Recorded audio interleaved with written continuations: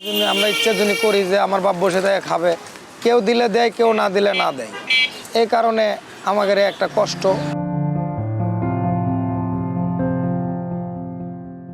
টাকার সন্ধানে ঢাকায় আসে লাখ লাখ মানুষ। নিজ পরিবার, ঘর, চিরচেনা গ্রাম ছেড়ে পাড়ি জমায় অন্য এক না জানা শহর ঢাকা শহরে। কিন্তু হাতে কোনো সম্বল নিয়ে নয়, শুধু পরিশ্রমী দুটি হাত আর পাই থাকে তার মূল সম্বল। কিন্তু যে শহরে টিকে থাকাই এক যুদ্ধ, সেখানে এই সম্বল দিয়ে তো আর বেশি কিছু সম্ভব নয়।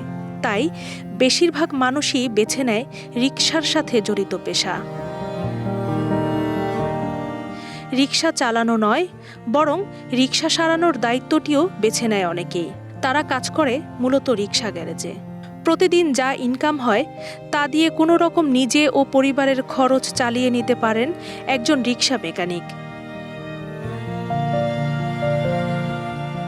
রিকশা চালকের মতো করে তাকেও প্রতিদিন বহু ঘাত প্রতিঘাত পেরিয়ে তৈরি হতে হয় শহরের বসবাসের উপযুক্ত করে। এমনই প্রতিটি মেকানিকের এই হাড়ভাঙা খাটুনি ও ইনকামের পেছনে থাকে পাওয়া না পাওয়ার এক হৃদয় বিদারক কাহিনী। আমার নাম শাহ আলম, আমার বাড়ি বগুড়া, গাবতলী থানা। আমার 5 ভাই বোন, আমি ঢাকায় থাকি। আমার বাপ মা দেশে থাকে। দেশে ইনকাম কম দেখে ঢাকা শহর আইছি, গ্যারেজে চাকরি করতেছি। চাকরি করার পরে আল্লাহর রহমতে কামাই কাজ করে সংসারটা কোনো মতো চলে। আগে বাংলা রিক্সা ঠিক করতাম, এখন অটো গ্যারেজের মিস্ত্রি। যেভাবে মোটামুটি আর্থিক অবস্থা হিসেবে চলে না, সেই হিসেবে ঢাকা শহর আইছি। আওয়ার পরে যাই হোক, মোটামুটি দেশের পরিস্থিতি ভাব দেখে মোটামুটি সংসারটা চলে। বাপ মা হলে চলতে পারি, খাইতে পারি। আমি লেখাপড়া করি নাই, বেশি দূর লেখাপড়া করতে পারি নাই। আমার 4-5 ভাই বোন, 2 বোন, 3 ভাই। 1 বোন ঢাকার থাকে, 1 বোনক বিয়ে দিছি দেশেই থাকে। বাপ মা দেশে থাকে, আমি ঢাকায় থাকি। আর 2 ভাই ঢাকায় বাড়িতেই থাকে, এরা অন্য ধরনের অন্য কাজ করে। আমি ঢাকা আইসি 2001-এ। অন্য একটা কাজ করতাম, ভুসির কাম। এখান থেকে পরিচিত হয় আমার ছোটোবেলার থেকেই।